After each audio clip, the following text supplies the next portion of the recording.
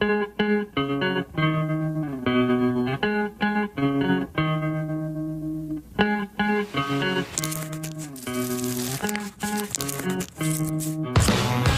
are lighting up all over the country. They call it the green rush. Marijuana has moved out of the back alleys and into the open. Happy Cannabis Cup, y'all. In some states, it's legal to grow, to sell, to smoke. And marijuana could be legalized in a city near you. So easy to get, and many think so harmless. But when the smoke clears, is marijuana bad for you? Or could pot actually be good for you? Marijuana is better than all those pills for you in terms of treating? Yeah. I travel the world for answers. What does marijuana do to you? What does it do to your kids? A special investigation. Weed.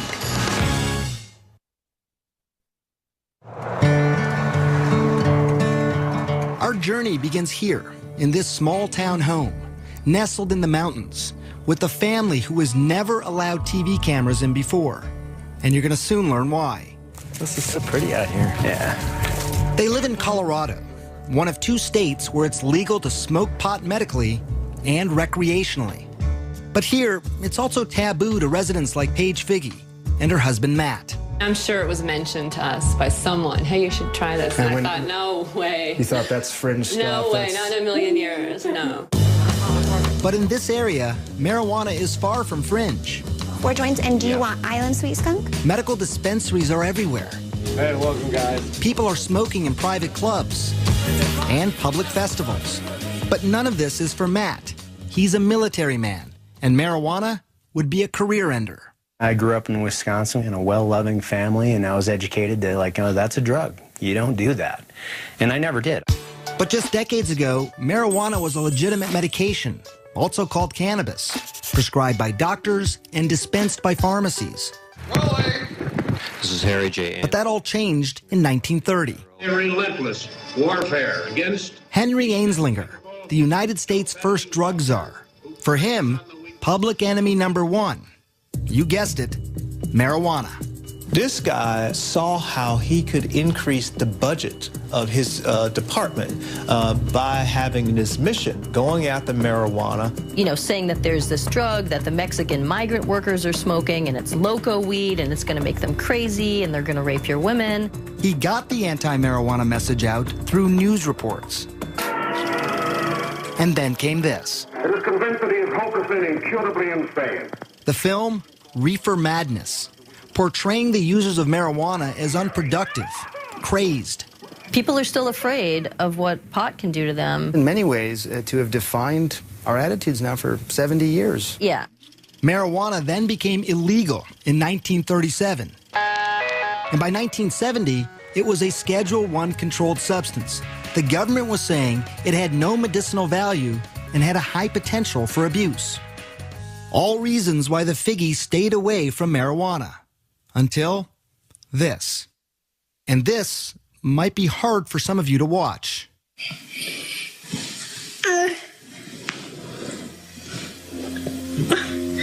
It's okay, baby. This is their daughter, Charlotte, having a seizure. We just thought it was just one random febrile seizure. Nothing to really do, Right. no medications. It's a fluke. Right. A fluke made sense. After all, Charlotte, nicknamed Charlie, was born perfectly healthy, a fraternal twin to sister Chase. Charlie always had big, big smiles. Just happy kids. Easy. Yeah, easy. Very much so. So it was around 3 months, you said, that when you Yeah. first noticed that Yeah. Charlie had a seizure. I was changing her diaper, well, putting a new diaper on from after the bath, and her eyes just started flickering. It led to the first of many trips to the ER.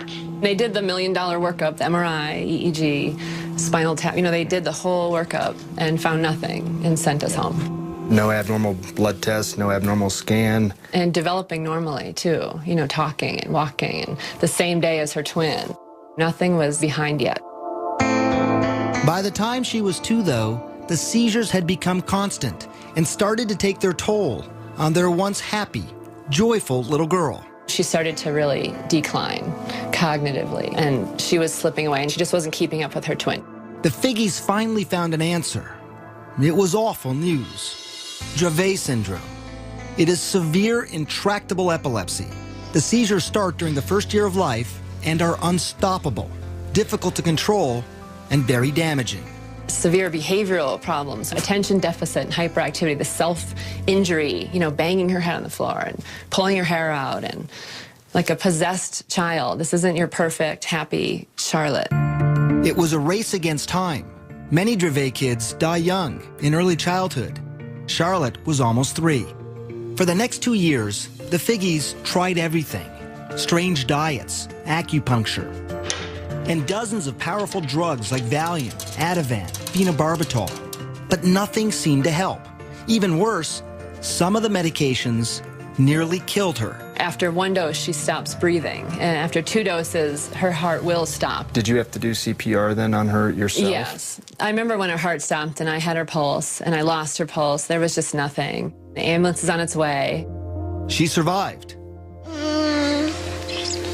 You're okay. Mommy's here. But now it was fall of 2011, and Charlotte was 5 years old. When things were at their worst, she just sees all night, and the kids are sleeping either in my room or next door. They can hear her, the seizure scream all night, 50 times a night. And Chase would come in the morning and just, this is her twin, and just hug her and like rub her head and say, I'm just so glad you survived through the night last night. Matt had been deployed to Afghanistan, and the only thing he could do to help was start scouring the internet. And he stumbled onto this video of a child using marijuana. So how's everything going? Jaden had 4 days without a seizure. I'm like, wow, having success on specifically Dravet, this is interesting. It's natural. And while he couldn't ever imagine taking marijuana himself, he was now in the stunning position of recommending it for Charlotte. I was like, we need to do this. And I said, I don't know. Charlie, there you are. And then Charlotte's condition got worse. 300 seizures a week, almost 2 every hour. She was not talking or moving, basically catatonic.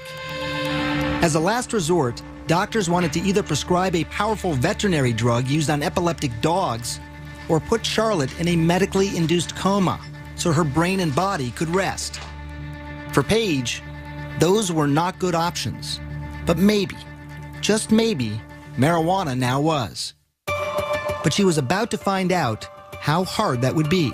This isn't go to the pharmacy and pick up your medicine. There was no protocol. When we come back, what will the Figgies do? And what would you do if this were your daughter?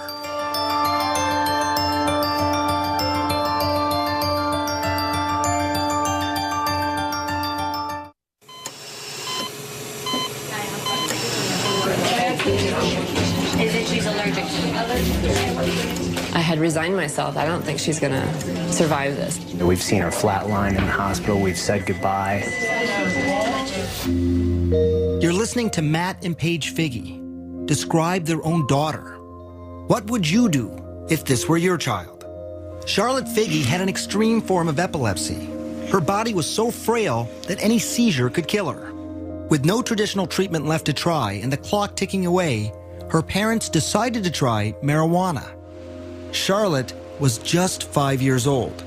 You need a card in order to be able to get the cannabis from a pharmacy. Doctors have to prescribe it. You need 2 doctors in Colorado to get the card for a juvenile or a child.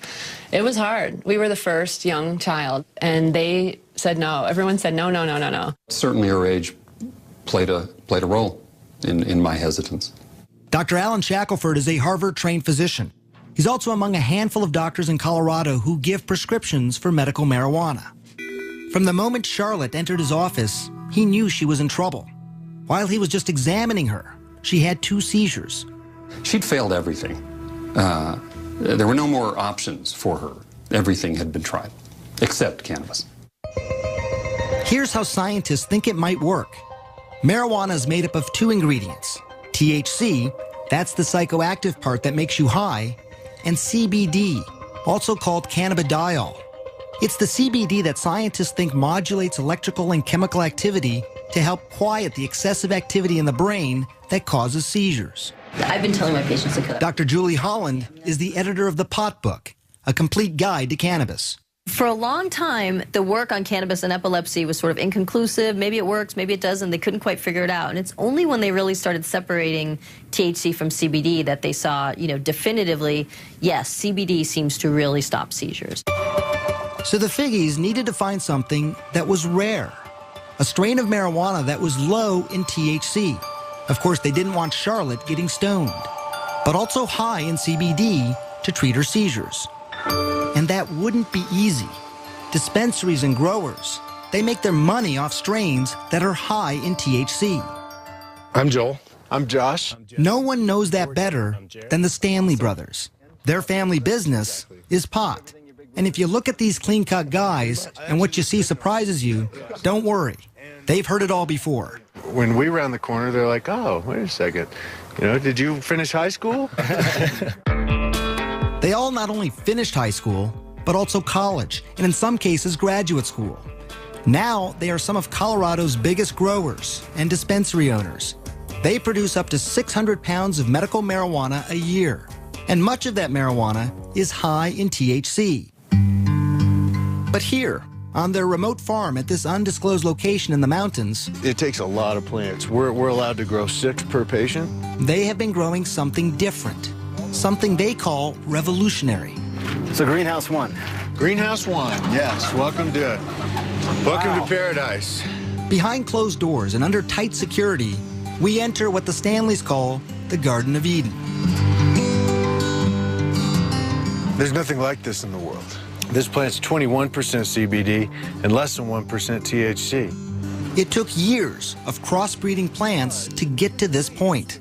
Instead of breeding up the THC, we've bred down the THC and bred up the CBD. And people said, you're crazy. Who's going to smoke that? So why grow it then? Well, the Stanleys also believed in CBD's potential to treat many diseases. And they had seen it change lives before. I always have 2 strains. Meet 19-year-old Chaz Moore. He uses many different strains of marijuana, many of them high in CBD, to treat his rare disorder of the diaphragm. My abs will, lock up. That's why he's talking this way, almost speaking in hiccups, like he can't catch his breath. It's called myoclonus diaphragmatic flutter. This fluttering here, it's annoying, but it becomes painful pretty quickly, I imagine. Yeah, after 15, 20 minutes, this is where I can start to really feel it. He's about to show me how the marijuana works. He's been convulsing now for 7 minutes. How quickly do you expect this to work? Within, the first 5 minutes.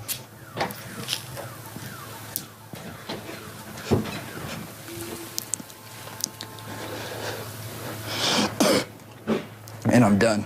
That's it? That's it. It was actually less than a minute.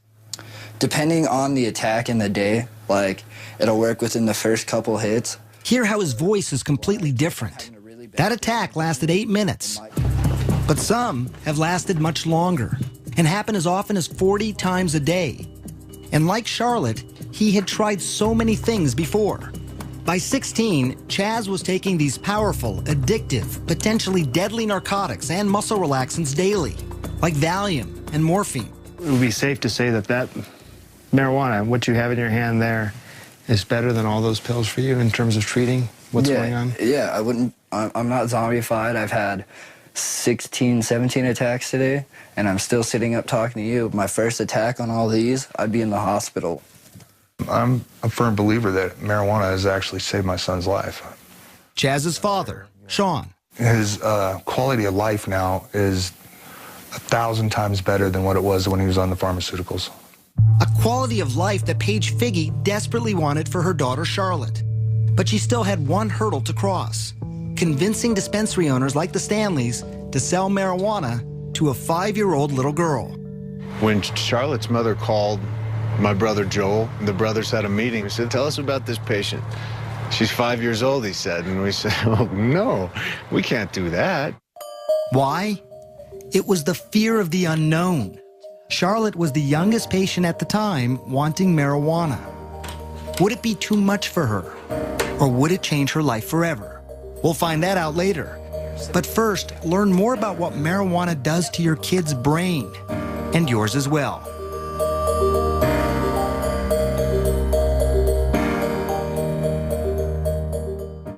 That's what I'm talking about. Y'all smoking or what? If you smoking weed, make some noise. Yeah. April 20th, Denver, Colorado. We like we smoke, we sing. Woo. Tens of thousands from around the country and the world lighting up legally. Happy Cannabis Club, y'all. For some, it's a lifestyle. For others, it's a lifeline. We're working with the Lupus Foundation and rheumatoid arthritis. But for all of them, I wondered, what was it doing to their brains? Some of my patients call me pot doc. Your patients call you pot doc? Well, they never meet anybody who's as interested in hearing about their marijuana use as I am. Dr. Stacy Gruber is serious about pot. I want you to name the color and not to read it. Okay. I met her in her labs at McLean Hospital near Boston. She's using high-tech imaging to see what happens in the brain when you smoke. When you first smoke, that is, you light up a joint, a spliff, a blunt, receptors, which are throughout the brain, respond. And these areas of the brain are responsible for things like pleasure, memory, learning, sensation, sense of time and space, coordination, movement, appetite, and other drives, shall we say. So it's sort of an all-over impact, right? So reward, pleasure, hunger. You have this overall feeling of well-being, they say. That all sounds pretty good. Right. It does sound pretty good. And it's not just feeling good, but there's this phenomenon reported by many smokers over the years, especially famous artists, the ability to be more creative. When you feel that high, there's sort of a release of dopamine, and your brain sort of has the ability now to perceive things slightly differently from the way you might have if you hadn't been smoking pot. What you really see is this reduction in inhibitory function. Welcome, Dr. Gupta. Pretty spectacular. Less inhibition. That's something that painter Amir says helps him be more creative. A successful artist, his canvases sell for up to $25,000. It's my favorite way to work. Using marijuana. Yeah. He's been painting for 14 years, smoking for even longer. He says it makes him feel more relaxed, but most importantly for him, he says it makes him less critical of his own work. Stop worrying so much about this and that, and just sort of looking and being as present as possible. Amir does caution that it's a delicate balance for him. It would make me very apprehensive, as maybe a little paranoid, just too analytical. You can get paranoid, you can have disorganized thinking, you get disoriented. It can be uncomfortable, it can lead to panic attacks or anxiety attacks in people. How do you know when you've done too much? Simple tasks become very frustrating, like mixing paint, and then just sort of get into this state of duh, you know?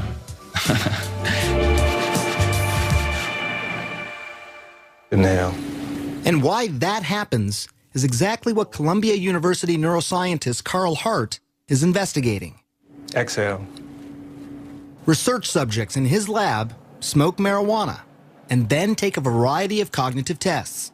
The effects will be disruption in memory, disruptions in inhibitory control. They will become slower at cognitive functioning, a wide range of things. These effects are temporary, but they're pretty pronounced and they are clear. And it's slowly becoming clear to scientists what part of the brain is most affected. It's the prefrontal cortex.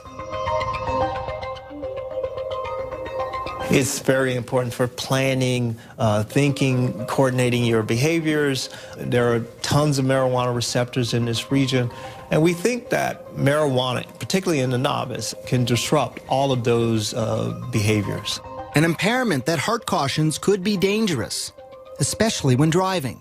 You may prematurely hit your brakes. You may prematurely hit the gas pedal, a wide range of things. You may make a turn without looking more carefully. Look at this experiment done by CNN affiliate KIRO in Washington State. Subjects smoked marijuana and then drove. One was a daily medical marijuana smoker, and another, an infrequent weekend smoker. Relaxed and buzzed. The more the novice user smoked, the more trouble behind the wheel. Watch yourself, watch yourself. But interestingly, the habitual smoker didn't have as much trouble. I wouldn't pull her off the road, no. No, not yet.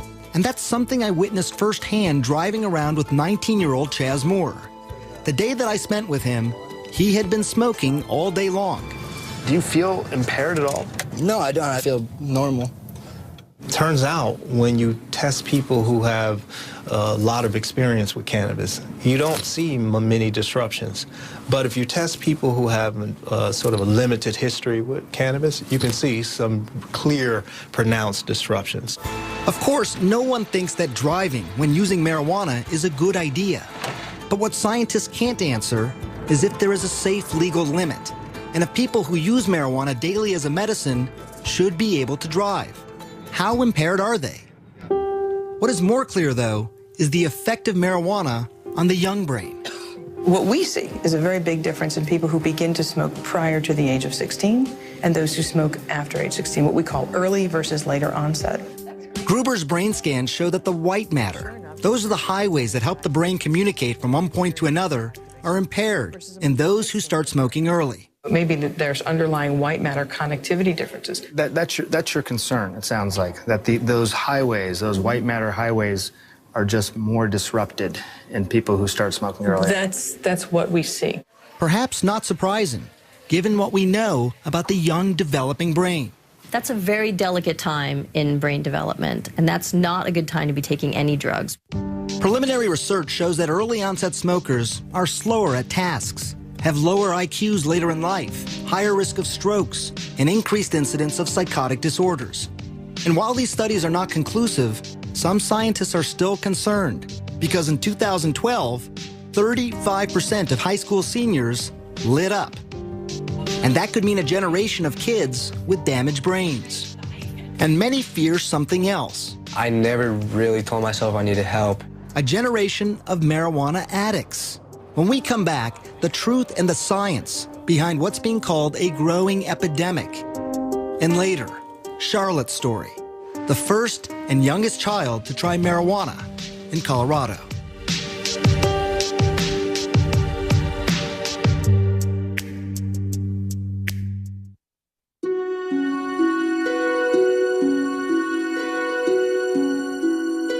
This was the day Chaz Moore almost died. Pumped full of drugs like morphine, Dilaudid, Valium, to quiet a non-stop 48-hour attack. I thought I was going to overdose, and yeah, it was pretty bad. At his bedside, his father Sean watched his son go from being catatonic to what he calls high as a kite. How high are you on the morphine? I'm not high on. I've watched friends of mine die from taking the same drugs that he took. You see, Sean was a drug addict, and he had struggled for decades to get clean. It was scary. It was really important for him not to take these drugs if he could avoid them. If he could avoid them. I know how addictive they are. I've seen it. It scared the hell out of me. But Sean is not scared of marijuana, and neither is Chaz. This right here, I don't get sick off of it. I can't overdose. And Chaz is right about that. While there are fatal, accidental prescription medicine overdoses every 19 minutes in this country, there are virtually no reports of fatal marijuana overdoses. And it's perhaps one of the biggest reasons most people think pot is safe. In fact, a new study of children showed that by high school, only 1 in 5 think marijuana is harmful. That's the lowest number in more than 2 decades. And it's something we heard over and over as we traveled around the country. Not really that harmful. It has a lot of benefits. Not really too concerned about it. I think it's safe if you're a safe person. Probiotics are... But the experts we spoke to said there is more to the story. There are people who compulsively smoke, who want to stop smoking, but they can't stop smoking. In fact, 9% of marijuana users will become dependent. Now, that's not as high as other drugs, like heroin. 23% of users become addicted, or 17% with cocaine, or 15% with alcohol. But it's still approximately 1 out of every 11 marijuana smokers. There's no longer any scientific debate that marijuana is not just psychologically addictive, but also physically addictive. So give me an update. How you doing? Dr. Christian Thurstone runs one of Colorado's largest youth substance abuse treatment clinics. The number of marijuana addicts he treats has tripled in the last 3 years alone. Literally, I cried about it. Marijuana is #1 on their list of priorities. They have dropped out of life. Back in the day, I wouldn't feel like my day has really started if I didn't get high. Joel Vargas started smoking when he was just 13. By 15, he was smoking more than a dozen times a day. He stopped skateboarding. He even dropped out of school. I like getting high. I need to get high because my brain is telling me. Adolescents, starting at about age 13, have a pretty mature brain reward center, so they can experience rewards and pleasures the same way adults can. But the problem with that is that their prefrontal cortex, which helps people think ahead, control their impulses, that's not fully developed until age 24. That explains why adolescents are much more vulnerable. There's something else that addiction experts believe is likely happening in the brain. When you smoke pot, the feel-good chemicals that make up marijuana, called cannabinoids, remember them? They cause your brain to stop producing its own natural cannabinoids. When you stop smoking, you have no feel-good cannabinoids of your own. Until your body kickstarts production, you feel lousy. So many people smoke again to feel better. And today's marijuana could be more addictive. It has more of the psychoactive ingredient THC than ever before. Brain researcher Dr. Nora Volkov. If you smoke a very potent marijuana, the 9-THC content is going to go very fast into your brain at relatively high concentrations, and then that increases its rewarding effects and its likelihood of transition into addiction. So how much stronger is it? You see the barbed wire, obviously, on the fences. Well, I traveled to Mississippi, where marijuana is illegal. But here, on the campus of one of the country's oldest universities, Ole Miss, a huge stash of marijuana is under lock and key. This is our vault. This is some pretty tight security. I mean, look at this door. Mahmoud El Soli runs what's called the Marijuana Potency Project. What's the potency of this? This is about 8%. For 3 decades now, his team has analyzed weed confiscated from drug busts. This is 36% THC. You can smell it. It has a good aromatic smell. How much does this worry you? 36% THC, confiscated. Very, very dangerous material. For someone that is not experienced in marijuana smoking, take some of this and they're going to go into the negative effects of the high amounts of THC, the psychosis, the irritation, the irritability, the paranoia, and all of this. And while not all the plants are this high, there's no question he's seen a trend. In 1972, the average potency was less than 1% THC. Now, it's nearly 13%. Are people becoming more obsessed with high THC marijuana? I think so. They start out with a 0.5% or 1%, and they get a good high. And then as they continue to use that, it doesn't give them the same high anymore, so they seek either smoking more or higher potency material. It happened to Joel Vargas.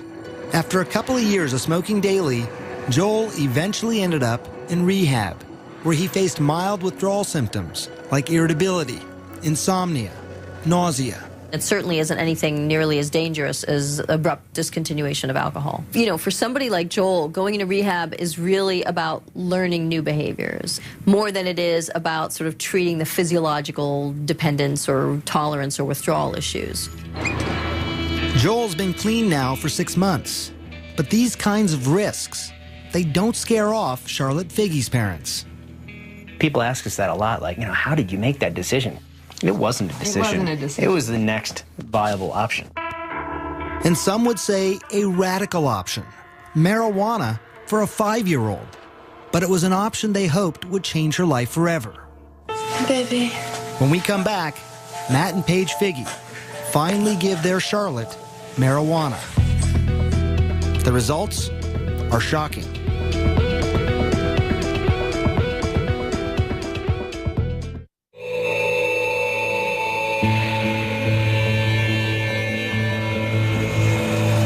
It was January 2012, Afghanistan. About 7,000 miles away from his family in Colorado, Matt Figge received this video from his wife, Paige. It's horrible seeing these videos when I'm deployed. It was his 5-year-old daughter, Charlotte, seizing. Diagnosed with a severe form of epilepsy, she was having 300 seizures a week, each attack so severe it had the potential to kill her. They had already tried dozens of high-powered drugs. We needed to try something else, and at that point in time, marijuana was that natural course of action to try. At home in Colorado, Paige searched for marijuana high in CBD. That's the ingredient some scientists think helps seizures, and also low in THC. Remember, she didn't want to get her daughter stoned. She found a small amount at a Denver dispensary. The owner was surprised that anyone would even want it. They said, it's funny because no one buys this, you know. That was the general consensus. Nobody wanted it. It didn't have any effect. Paige paid $800 for a small bag and took it home. I had a friend that was starting a business on making medicine. And I said, can you help me extract the medicine from this bag of marijuana? I measured it with a syringe and squirted it under her tongue. It was exciting and very nerve-wracking. Holding Charlotte in her arms, Paige waited. An hour ticked by, and then another, and then another. She didn't have a seizure that day. And then she didn't have a seizure that night. Did you sit there and look at your watch? And... Right, I thought, this is crazy. And then she didn't have one the next day. And then the next day. And I thought, she would have had 100 by now. And I just thought, this is insane. I remember how happy Paige was. Like, it's really working. I can't believe it. Yeah, that was pretty amazing to hear. It had worked. But in just a couple of weeks, the excitement was overshadowed by panic. Paige was running out of marijuana, and the dispensary didn't have any more of that particular strain. Even if there was more, the monthly price tag would have been astronomical, $2,000, and not a penny of it covered by insurance. But then Paige heard about the Stanleys, the 6 brothers, and their greenhouse of marijuana that is high in CBD. I said, oh my goodness. He says, I don't know what to do with it. We're trying new things with it, but no one wants it. It's not sellable. I said, just don't touch that, because we need that plant. At first, they didn't want to take the risk of giving marijuana to such a young child. But then they met her. Tell me about the first time you met Matt, Paige, and Charlotte. I'm gonna get you misty-eyed. Yeah, you get all of us crying when we start talking about that little girl. The Figges had hit the jackpot, a steady supply of high CBD marijuana, and they only had to pay what they could afford. People have called us the Robin Hoods of marijuana. They say that we sell pot so that we can take care of the kids and the truly less fortunate. Charlotte was the first of those kids. Late spring 2012, she tried the Stanley Special Marijuana, and again, it worked. I can't tell you what that means to us. Get you, doesn't it, a little bit? If it doesn't get you, something's wrong with you. She lived her life in a catatonic state. Now her parents get to meet her for the first time. What a revelation. Yeah, kitty. The child who had had 300 seizures a week was now down to just 1 every 7 days. Pitter pat, tiptoe. When I first met Charlotte, March of 2013, it was 1 year after that first dose of marijuana. Achoo! After almost 2 years on a feeding tube, she was now eating on her own. Yellow?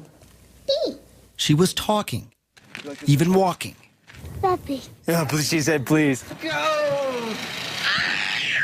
But these stories, they are not without their skeptics. One of the country's 2 hospitals dedicated to Dravet syndrome in Florida states at present there is no evidence that cannabidiol is effective for the treatment of epilepsy. The American Academy of Pediatrics also opposes cannabis, as does the National Institute on Drug Abuse. It is such an amazing turn of events that it really can't be a fluke, but I do still wonder. Do you still wonder too? Matt? Hell no.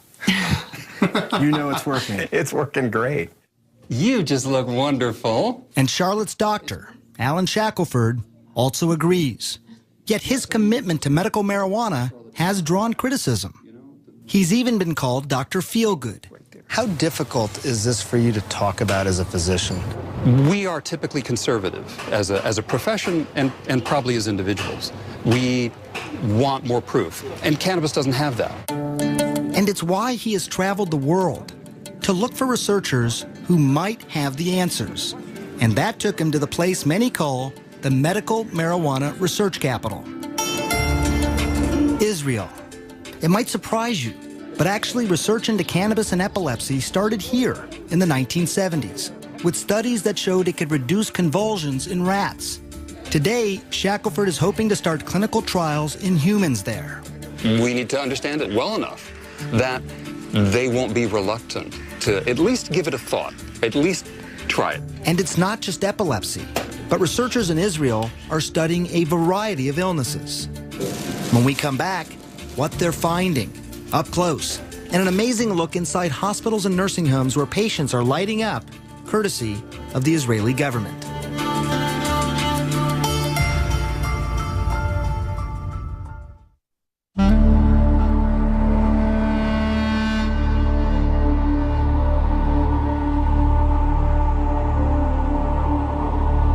As the sun was rising on the ancient city of Jerusalem, the final leg of our journey was just beginning. There have been some great advances here, and I'm proud of that, obviously. Dr. Boaz Lev is with Israel's Ministry of Health. Here, they have pioneered marijuana research. They were the first to isolate THC and CBD decades ago. And now the country's ministry licensed 10,000 patients to use marijuana medicinally and has approved more than a dozen studies to treat illnesses like PTSD, pain, Crohn's disease, even cancer. Hopefully, this will prove to be the best medication. I really hope so. We're not there yet. Answers might come from places like this. It's a state-run nursing home outside of Tel Aviv. Residents here are using marijuana for pain, loss of appetite, Parkinson's disease, and dementia. Moshe Root is one of those residents. He was 77 when he smoked his first pipe of marijuana. He's 80 now, and he smokes a couple of times a day. It's to help with the pain and the hand tremors caused by a stroke. So it's a mixture of tobacco and marijuana. He even decided to light up during our interview to stop his hands from shaking. You're saying your hands are steady because of the marijuana? It also helped ease a deeper pain hidden from sight. You see, Moshe is a Holocaust survivor. When his wife died a couple years ago, he was haunted by nightmares of his childhood, hiding from the Nazis. The marijuana, he says, took him out of the darkness. You dream. You fly. When you smoke? Yeah. There are 19 other patients here. Scientists at Tel Aviv University are now studying their progress, and they call the results outstanding, including weight gain, improved mood, pain and tremor reduction. But I can tell you as a doctor, it was my next stop that proved the most surprising. This is Israel's largest hospital, Sheba Medical Center. You put up your medical cannabis. Amashe is using marijuana to help him with the pain and nausea from chemotherapy. Filling up this balloon, so that's your medicine inside there. Of course. Now take it out, put up the valve. And he's doing it inside the hospital. How are you feeling?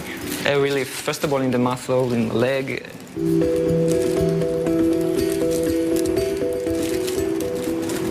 And you're not worried about any potential damage to your body? Not at all. The opposite, actually. I really believe I can be cancer-free for a long time if I continue, consume cannabis. Yes, he said cancer-free. Very early studies on mice in Israel, Spain, and the United States are now showing the potential of marijuana to kill cancer cells. It's exciting research, but it is still in its infancy, and it's inconclusive. This program at Sheba is well established, and experts say a teaching tool for using marijuana in other hospitals. Do you think this could happen in the United States? I don't know that there's yet enough really concrete evidence of cannabis's benefit that's satisfactory, at least in that context. I think it's going to come. But it could be slow going.